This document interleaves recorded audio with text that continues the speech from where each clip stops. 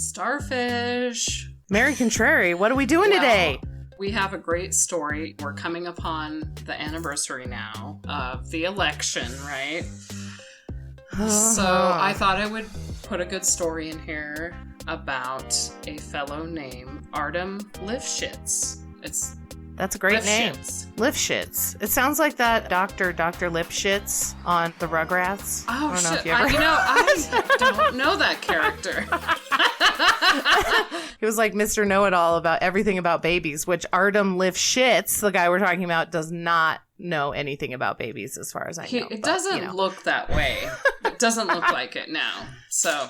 yeah, totally different people here. So yeah, so this story has to do with the election. Super fun. Yeah. That's always a fun, scary topic. I always get the internet people yelling at me about them. I know. I know all the trolls are always out there about this. It's such a sensitive subject. It is. I like talking to them, but they usually just don't want to listen much. So yeah, they have their own ideals. So this one does not have a happy ending. I'm just going to put that out there in the beginning, unfortunately. Okay. So, just to be prepared for that. Great. Some of the ones that we do have a happy ending, but not very many, unfortunately. Where they catch the criminal and the criminal's now in jail or whatever. Is that what you mean? Yeah, that kind of stuff. Yeah. Right. This guy's still roaming around. Yeah, he's still hanging out. Awesome. Hanging out. So, this comes to us from Russia, which is just one of my favorite countries in the whole world, right? Oh, boy, Russia. I know. God. I just don't know what to say about that. But anyway, so this story is about Artem Lifshits. He's a Russian national that was involved in creating social media accounts that interfered with the 2020 election. And so what he did was he stole American identities like driver's license pictures, etc., to open up a bunch of Bitcoin trading accounts to get cash. We've talked about Bitcoin before in our past episodes, right? So that kind of stuff, it's hard to trace, right? Because it's not like you're opening up like Bank of America or Wells Fargo accounts. So this is cryptocurrency. Yeah. So that's how they gathered all their money to create this whole thing.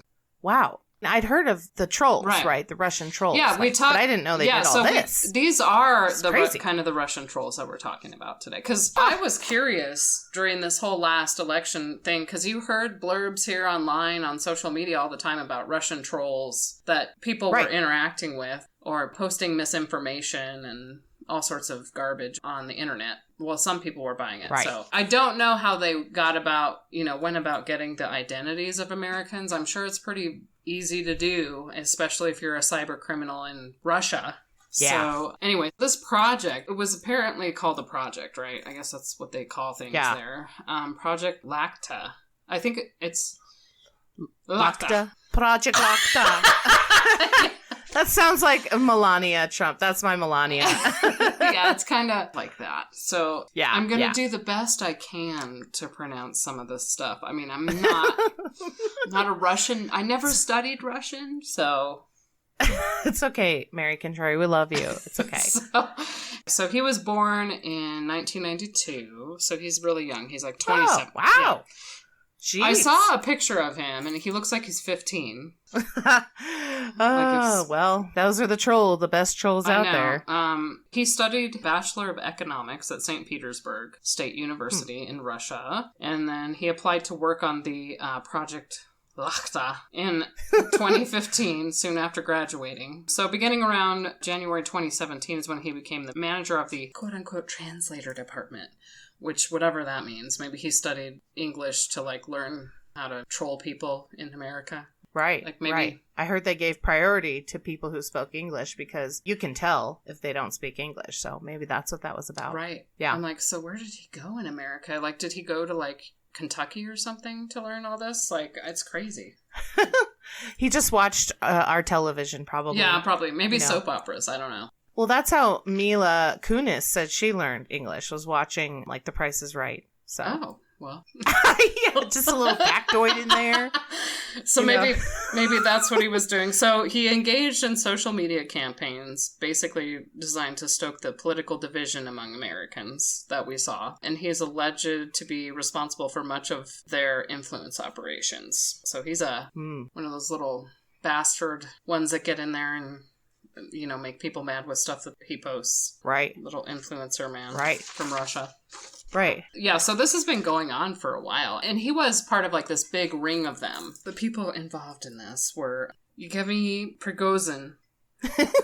Sorry. And it's spelled, if you're a Russian out there, I'm sorry. Yevgeny. And it's Prigozhin, okay?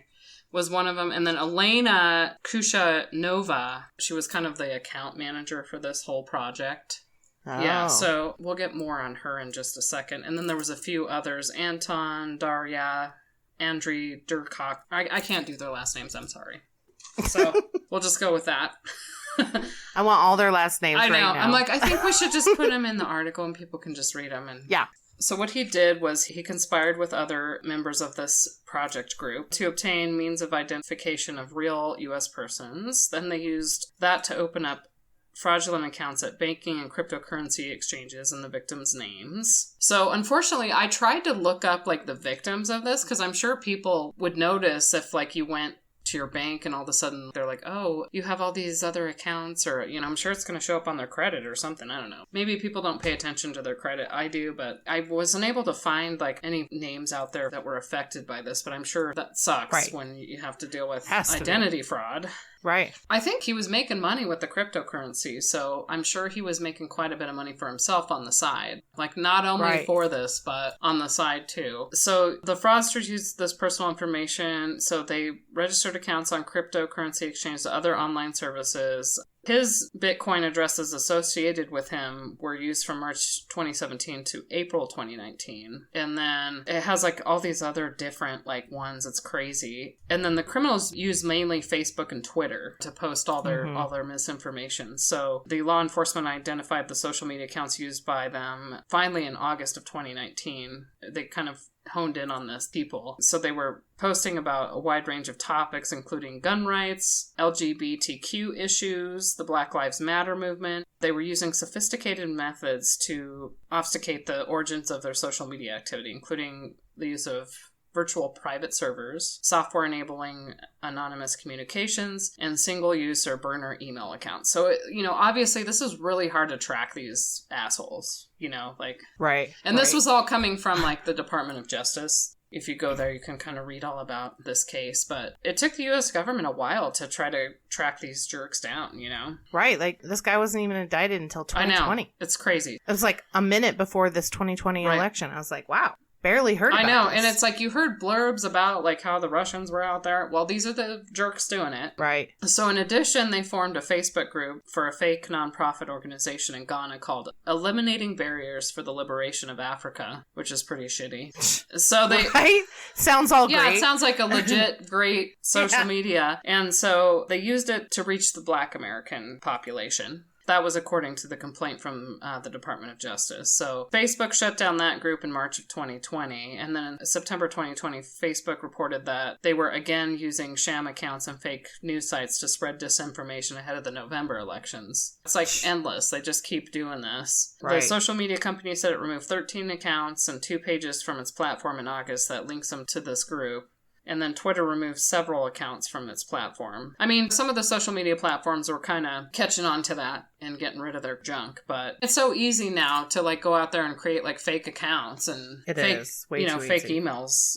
So many people can do that. So it's like easy for them to just go in and do whatever. They probably have a whole cyber criminal group doing it. Well, and then I think they were getting these people's names from those groups. So they'd befriend the people in the groups. Oh, yeah. And they'd be like, oh, I saw this little mini story about how they offered businesses discounts and stuff. They said, oh, we'll give your code out if you make custom codes for us, like a promo code or whatever, and we'll market it for you as long as you give us your email list. So I was like, you shouldn't have to give them your email list in order for your promo codes to work. Right. So... Right. That's the idea of a promo code, is that you don't have to give them your list. That's Don't give random strangers on Facebook your email lists. No, don't ever do that as a business. And, unfortunately, that's how a lot of, just from my personal experience with online business, it's really important to build customer email lists, right? Because then you get repeat customers. You can send them discounts. You can send them, like you were saying, the promo codes, and then you'll get more business and people will buy more from you if you do that. But unfortunately, some of these business owners out there weren't paying attention and gave the information to these bad people like this. So be really careful. I was really careful about that with my customers' information in the business that I did. I made sure that it wasn't getting into other people's hands for this very reason. Like, I don't want someone to have an identity fraud case because that's so expensive and it messes your whole life up. Or it can, depending on what you do. And so it's just unfortunate that that was going on with these jerks. And, they actually also engaged in political and electoral interference operations, even within the Russian Federation. They were doing it in the European Union and Africa as well as Ukraine. So this project is huge. It employs hundreds of people, and they have like a multi-million-dollar annual budget, and it's all funded by the criminal activity and by this Russian oligarch by the name of, I am going to spell this one out, because I want these fuckers to know who they are, okay? It's not Putin? No, but... I was hoping it would be Putin. It's close. So it's Eugenie is how it's... Yevgeny? Yeah. Prigozhin. I'm sorry. I can only do pierogies, okay? But it's spelled Yevgeny, first name. And then the last name is Prigozhin. He's an associate of the Russian President Vladimir Putin, who's is known as Putin's chef, whatever the hell that means. Oh, I'm like, so it is connected to these people. Of course.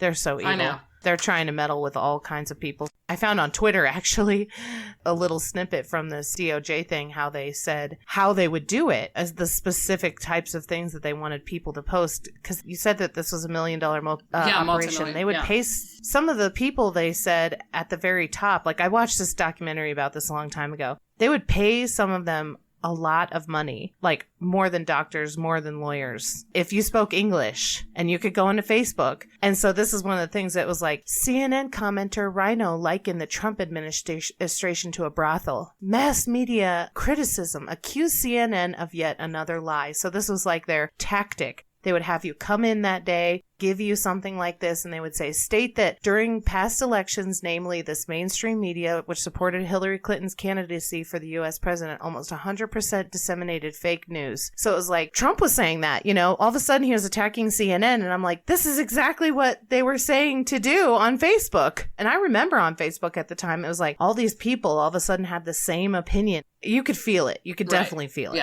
Yeah, that's crazy. And here's the crappy part of this. Like, this is the part that's not the happy ending. Even though our government is like, okay, we're going to indict you on these charges. And I think he could face a penalty of like a maximum of 20 years in prison for this, if he was ever extradited. So the problem is Russia doesn't allow its citizens to be extradited to the United States to face any type of trial. So if you remember, like, that's where Snowden's hiding out, what the right? fuck? Snowden went there. So, which is like totally ridiculous. It's unlikely that any of these people are actually going to get turned over. And Russia is so corrupt. I'm sure they just love it, so they don't care. They're like, keep opening up social media accounts and posting stuff. It's basically made it so that it's legal to commit crimes against the United States or against other countries if you're not going to let your people be extradited for crimes against other countries. Well, and what blows me away is like an act like that, like really like trying to interfere with like another country, especially the United States. You would think like that's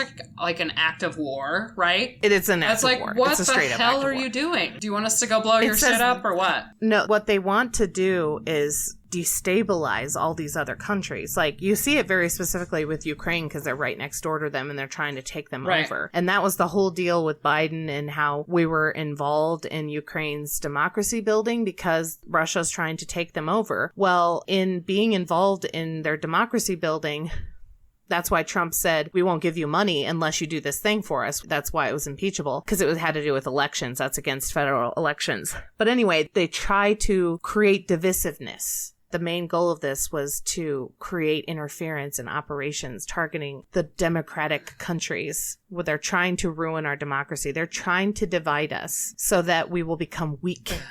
which is what's happening, right? You see our democracy crumbling, and that's their goal. They want that to happen so they can come in and take over. And that's what they're doing with Ukraine, and that's what they're doing with a lot of other countries. It's really scary. Russia's a scary place, and for the people who think Russia's so great, you don't know what you're talking about. It is a scary, dangerous place. They're trying to take over. He's like, I don't know. It sounds a little Hitler-y to me. I mean, I hate to bring that guy up. Right? No kidding. Every time there's an evil, how about Mussolini? Fine, whatever.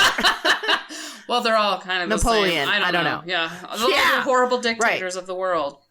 And Putin's one of them. He clearly funded this thing and put it together and basically just told this guy, his chef, whatever, go do this. And this Artem Lifshits guy is just one person in the cog. Oh, right? totally. He's just one. Or one cog in the He's just machine. like a few that they've been able to identify. I don't think they'll ever be able to identify each one individually. Just the bigger players, probably. The ones that are the heavy hitters that they figured out just by however FBI does their investigations or the U.S. government, whatever they're doing there. Right. And so what? So we can indict these people, but we can't do anything about it. So now it's up to social media to do something about it. We have to count on Mark Zuckerberg to deal with our democracy issues right now. It's really scary. That is super scary. He's not going to do anything. No, I mean, I don't think any of them are. And I don't know if you realize this. I'm going to bring this up because I was so impressed by this company. The company Lush. And I actually was shopping there yesterday. And I talked to them. And they told me they've gone off social media completely. Because of cyberbullying, they're taking a stand against all social media. And that's a big deal because companies, they make millions of dollars on their social media accounts. It's a whole nother side of business nowadays. So that's a huge revenue source for that company. And I mean, their products are expensive, but they're really good. I like them. I'm always going to be a customer of them. They've completely taken their entire company off social media. Because of the cyberbullying and this kind of bullshit, other country... little cyber criminals getting in there and getting rich off of this crap and trying to cause... And interfering with our elections? Holy crap. Scary what they can do. 100%. I wish there was a way to come after these countries for this. I mean, I know we don't like to have war as an answer, but Jesus, I don't know what a good solution to this would be. I know. I mean, the United States put sanctions on them, but basically, sanctions, okay, that's not that big of a deal. They're just not invited to special events like the G20 and stuff, and we won't protect them in a time of war. It's just not really that big of a deal, a sanction. Essentially, maybe might make their economy a little bit worse, but not really. They're fine on their own. Well, and it's stealing our money in other ways. Yeah, I mean, they can get in cryptocurrency, which is totally anonymous. So that's another danger of that. That's a whole nother thing. Actually, that's how they got caught, was that it's not as anonymous as we thought. I was reading in the DOJ thing that's why they used it, is because they thought it was anonymous. But it turns out the IP and the location, but mostly the IP at a minimum, of the person making the transaction and then of the person who's cashing in the transaction are both publicly available. That's what the blockchain is. I kind of got a little bit of an education of it while reading. The whole DOJ thing is 150 pages. It's big. It is huge. I was like, I normally don't like to research too much so that I can be surprised, but this one was so fascinating. Yeah. I was like, how on earth did all of this happen without us knowing? So the blockchain is supposed to provide that transparency that the cryptocurrency tries to hide. Yeah, so the cryptocurrency is still, in my opinion, a little evil because it's criminals use it. But the blockchain is supposed to prevent that. So we'll see how well it works. I don't know. Yeah, that's just crazy. I guess we'll just have to keep watching this and see how the U.S. will deal with Russia in the future. But man, I mean, I would want to exclude him from everything, really. And putting sanctions on trading, that would hurt him too, you would think. Yeah, I don't know how much we do with Russia. They're pretty self-sufficient. So I'm not surprised. I really don't know the details of it. But yeah, I know. I think it's pretty low-level stuff that we can do, which is a bummer. That is a bummer. So. And it's you got to be careful with that kind of stuff, too. If you start a war with a country like that, you could end up starting war with other countries like China or other big ones, So it's kind of a delicate balance, our foreign diplomacy. I bet you that if Russia decides to try to invade Ukraine, we'd go over there and interfere. Yeah. So. I guess we'll have to see. This is scary, though. Let's get into another war with Russia. Right? Not the Cold War, but still. Yeah.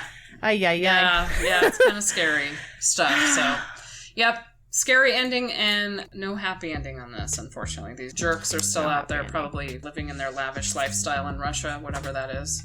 Yeah, really. Well, good one, Mary Contrary. Definitely. and a few days away from the 1-year anniversary of the insurrection on the Capitol of the United States. So remember, this was all about the election. Right. And this was what they were doing. Yeah. So Russia not just meddled in our election, it's an assault, a war on our democracy. Yeah. You're absolutely 100%. Right. So vote, people, vote. Be careful what you listen to. Yeah, that too. Good. Okay. Thanks, everyone, for listening to Real Talk. Don't forget to subscribe to our podcast wherever you listen. We look forward to having you on our next one.